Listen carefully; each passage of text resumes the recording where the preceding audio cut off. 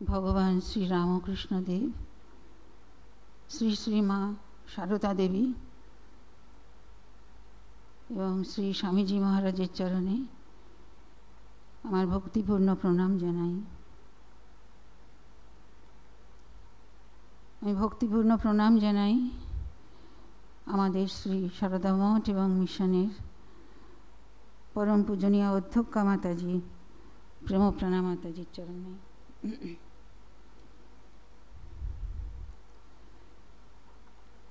সারদা মঠের সকল সন্ন্যাসিনী মাতাজি, ব্রহ্মচারিণী ভগিনীগণ, তাঁদেরও আমার প্রণাম জানাচ্ছি সশ্রদ্ধ। আর এখানে সমবেত যে ভক্তমণ্ডলী মাতৃভবনের সহযোগী শুভার্থী সকলকে,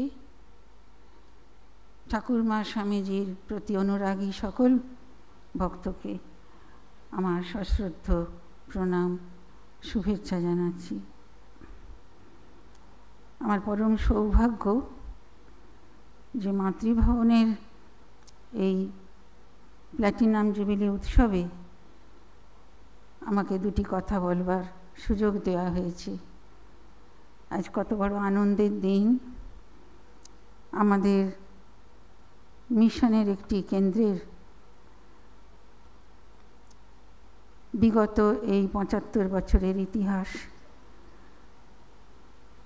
যা সকলে হয়তো জানেন না, কিন্তু মানুষের সেবায় এরা ব্রতী হয়েছেন। তার জন্যে যে এমন সমারোহ করা গেছে, এটাও আমাদের সৌভাগ্য। অনেকের সহযোগিতা, শুভেচ্ছা, আর্থিক সহায়তা, সার্বিক শ্রদ্ধা এই উৎসব উদযাপনের মূলে রয়েছে।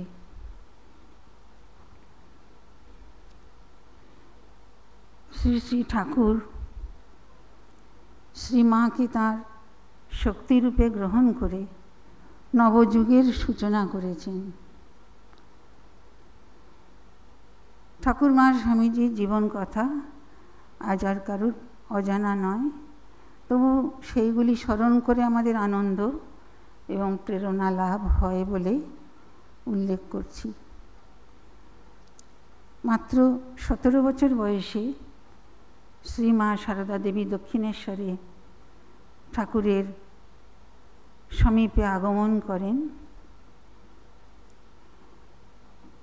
১ বছর কি তার বেশি শ্রী ঠাকুর মাকে কাছে রেখে তাঁর দিব্য চরিত্রের অলৌকিক মহিমা লক্ষ্য করে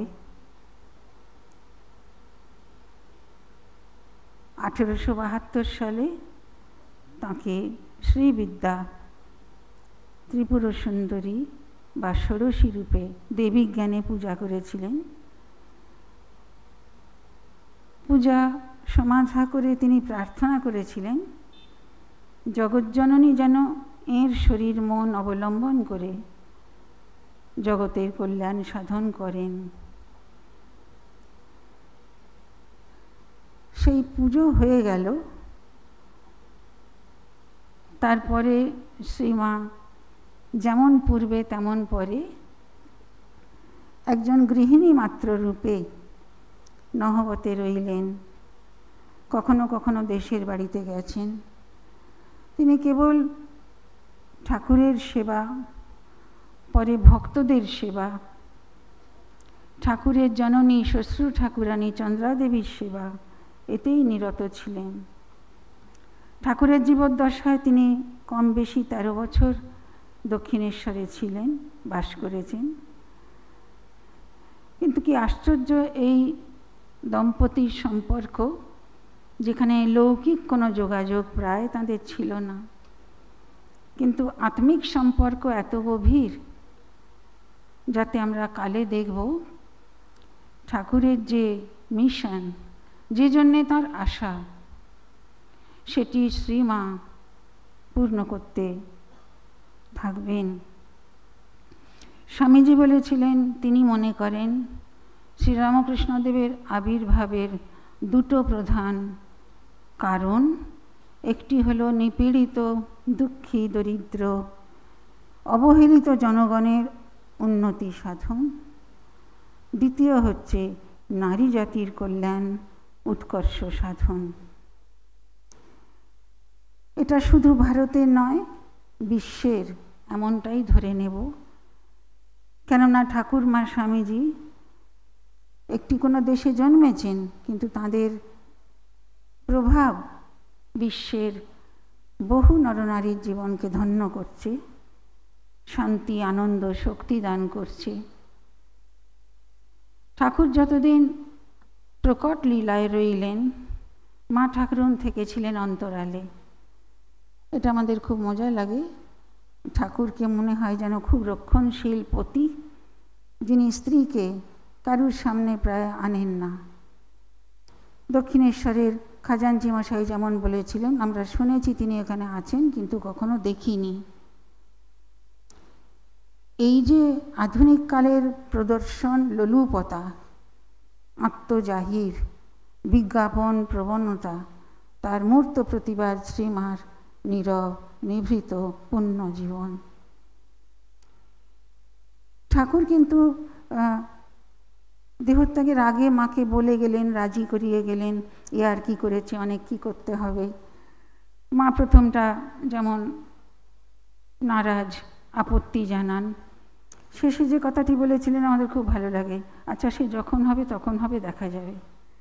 তার মানে তিনি দেখবার ক্ষমতা রাখেন, যখন প্রয়োজন হবে করবেন। তাই পরবর্তীকালে ঠাকুরের মহাসমাধির পর দীর্ঘ 33-34 বছর মা ঠাকুরুন এই মর্তে লীলা করে গেলেন। সেটি সর্বতোভাবে নিঃস্বার্থ সেবা, একান্ত ভগবৎমুখিতা এবং আধ্যাত্মিকভাবে পূর্ণ। মার কথা প্রসঙ্গে আমরা পাই তিনি বিদ্যানুরাগিণী ছিলেন। সবাইকারই লেখাপড়ার, জ্ঞানের, গরিমার প্রশংসা করতেন, যেখানে তিনি দেখতেন সেরকম। আর চাইতেন মেয়েদের, আমাদের দেশের মেয়েদের যেন সেই সুযোগ আসুক। তা নিজে ছোটোবেলায় পড়াশোনা হয়নি, কিন্তু অন্যের মেয়েরা পড়াশোনা করুক, বাড়ির মেয়েরা পড়ে বিদ্যা লাভ করুক। এবং কেন বলতেন, একটি মেয়ে যদি লেখাপড়া শেখে তাহলে তার বাড়ির এবং চারপাশের অনেকের কল্যাণ সে করতে পারবে, তাকে দেখে অনেকের মঙ্গল হবে, শিখবে। আজকে আমরা দেখছি পুরুষ আর নারী, বালক আর বালিকা, এদের পড়াশোনার কোনো মাঝখানে তফাৎ রাখা হয়নি। যারা যেমন পারবে, যেমন ইচ্ছা করে তেমন বিষয় নিয়ে, তেমন সুযোগ নিয়ে পড়াশোনা করে এগিয়ে যাচ্ছে। আমরা দেখলে অবাক হই। আমারও দীর্ঘ জীবন, যদিও মাতাজির কাছে বলতে আমি সংকুচিত। আমার ছোটোবেলায় কলেজ স্কুল যাওয়াটা আবশ্যিক ছিল না। কেউ গেল তো গেল, না গেলে তাতে কোনো দোষ নেই। আর কলেজে যাওয়ার সময় পর্যন্ত আমরা কি করে রাস্তায় বেরোবো, একলা একলা ঠিক পৌঁছবো তো, এরকম সংকোচ ছিল। সেটা ওই যুগ। আমরা কেউ কেউ কলেজ বাসে পর্যন্ত কলেজ গেছি। তার মানে কতটা পরনির্ভরতা, সংকোচ, সাহসের অভাব এবং সামাজিক বাধা ছিল সেটা ভাবা যায়। এখন তো সেটা কোথাও নেই।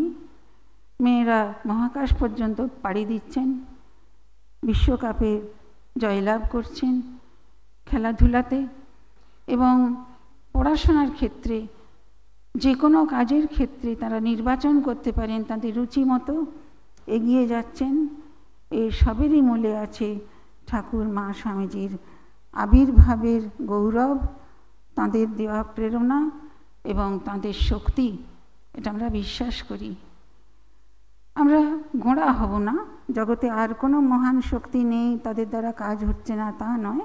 তবে চোখের সামনে দেখা যাচ্ছে রামকৃষ্ণ মিশন, রামকৃষ্ণ সারদা মিশন, রামকৃষ্ণ মঠ বা সারদা মঠ, এহেন প্রতিষ্ঠানগুলিতে যেভাবে বিদ্যার চর্চা কর্ম, সেবা এবং আধ্যাত্মিকতার চর্চা হচ্ছে, তা ক্রমে ক্রমে আরও প্রসারিত হবে। সবের মূলে কিন্তু মাতৃমুখিতা আছে। এমন বড় মহারাজদের দেখলাম না, এমন মাতাজিদের দেখিনি, দেখছি না, যারা মায়ের ওপর নির্ভর না করে কোনো ছোট বা বড় কাজ করছেন। সর্বদাই আমরা মাতৃমুখাপেক্ষী। সন্তান মাত্রেই মায়ের স্নেহ, মায়ের শক্তিতে তার বিশ্বাস থাকে, তার দ্বারা হয়। তাই জগন্মাতা শ্রী সারদা দেবীর জীবন এবং বাণী যেন আমাদের এখন পাঠ্য এবং চর্যার বিষয় হোক। মা ঠাকুরানীর মধ্যে স্বামীজি দেখেছিলেন আশ্চর্য শক্তির প্রকাশ, এবং তিনি কল্পনা শুধু নয়, পরিকল্পনা করে গেছেন যে যেমন গঙ্গার এক তীরে সাধুদের আবাস এবং জীবনচর্যা প্রতিষ্ঠিত হলো, কি জন্যে? নিজের মুক্তি এবং জগতের কল্যাণে সাধ্যমতো আত্মনিবেদন করা। ঠিক অমনটি গঙ্গার অপর তীরে মেয়েদের নিয়ে স্ত্রী মঠ হবে, যার কেন্দ্রে থাকবেন শ্রী মা সারদা দেবী। এখানেও আপনারা দেখছেন মাকে মাঝখানে রাখা হয়েছে। এমনিতে মঠ মিশনেতে ঠাকুর মাঝখানে থাকেন, মা স্বামীজি দুপাশে। কিন্তু সারদা মঠ, রামকৃষ্ণ সারদা মিশনে এই ভাবনাটা বোধহয় স্বামীজির ইচ্ছাটাকে আক্ষরিক রূপ দেওয়া হয়েছে। এরা কে বড় কে ছোট আমরা ক্ষুদ্র বুদ্ধিতে বলতে পারি না, কেউ না। বরঞ্চ এই বুদ্ধি থাকলে ভালো, যিনি ঠাকুর তিনি মা, তিনিই স্বামীজি। তাই স্বামীজির যে পরিকল্পনা, এদেশের বা বিশ্বের মেয়েদের কল্যাণে মার ভূমিকা রয়েছে। মা তো লেখাপড়া জানতেন না সেইভাবে, কোনো বই লেখেননি, কোনো বক্তৃতা দেননি, বহির্জগতের কাজের সঙ্গে তার যোগ ছিল না। কিন্তু তার জীবন ভালোবাসা এবং প্রজ্ঞায় পূর্ণ। যে কোনো বিষয়ে বড় বড় সাধুরা মায়ের সময় মারই পরামর্শ নিয়ে কাজে এগোতেন বা নিবৃত্ত হতেন। আর মার মধ্যে যে একটা পবিত্রতা এবং আত্মসংবরণ বা নিয়ন্ত্রণের বিরাট পরিচয় তার সারা জীবন জুড়ে, সেটা আমাদের মেয়েদের হওয়া উচিত আর আদর্শ। স্বামীজি বলছেন, আমি চাই আমাদের মেয়েরা বিদ্যা বুদ্ধি অর্জন করুক, কিন্তু পবিত্রতা বিসর্জন দিয়া যদি করিতে হয় তবে নয়। শ্রী শ্রী মার মধ্যে পবিত্রতার কোনো সূচিবায়ু ছিল না, কিন্তু কায় মনোবাক্যে সৎ ভাবনা, সৎ কর্ম এবং নিত্য ক্রিয়াশীলতা। মার জীবন সাত্ত্বিক না রাজসিক না সবের ঊর্ধ্বে আমি বলতে পারি না, কিন্তু এটুকু কেবলই পড়ি যে মা সারাদিন নিরলসভাবে কাজ করতেন। গৃহকর্ম, সদ্গ্রন্থ পাঠ, সৎ আলোচনা, শিশুদের সেবা, রোগীদের সেবা, যে কোনো মানুষের সঙ্গে সদ্ব্যবহার করে দুটো মিষ্টি কথা বলে সান্ত্বনা দিয়ে তাকে রক্ষা করা। তাই জন্যে মেয়েদের জীবনের মধ্যে কর্মপরায়ণতা আরও বাড়াতে হবে।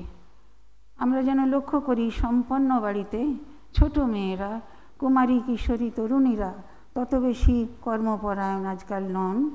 যন্ত্রে অনেক কাজ হয়, মানুষের সাহায্যে হয়, অনুরোধ উপরোধ করে কত কী করিয়ে নেওয়া যায়। মার আদর্শ কিন্তু তা না। স্বনির্ভর জীবন, সর্ববিষয়ে নিজেরটা নিজে করতে পারা, আর তারপরেই অন্যকে যে কোনো প্রকারে হোক সহায়তা দেওয়া, সাহায্য করা। সেবা যে কি, সেবা কত প্রকার হয়। মনের সেবা, শরীরের অসুখ বিসুখের সেবা, রান্নাবান্না কাজকর্ম করে খাবার দাবার দিয়ে সেবা, আর দুটো ভালো কথা বলে সেবা দেওয়া, সেও খুব বড় কথা। শ্রী শ্রী মার যে নীরব অথচ কর্মময় জীবন, তার যে ভাবময় আধ্যাত্মিকতা, তিনি যে রোজকার কাজ করেও লক্ষ্য জপ করতেন, আমরা কেউ ভাবতেও পারবো না। কিন্তু কিছুও করলেও তো তার আমাদের কল্যাণ। তাই ঠাকুরমা স্বামীজির চরণে প্রার্থনা করি, আমরা প্রত্যেকে এককভাবে আর কোনো সমষ্টির মধ্যে কোনো কল্যাণ কেন্দ্রের সঙ্গে যুক্ত হয়ে সদা সর্বদা আত্মোন্নতি আর অন্যের কল্যাণ ভালোবাসার সঙ্গে দৈন্যের বিনয়ের সঙ্গে যেন করতে পারি, তাহলেই আমাদের জীবন ধন্য। মাতৃভবন একটি সেবা কেন্দ্র।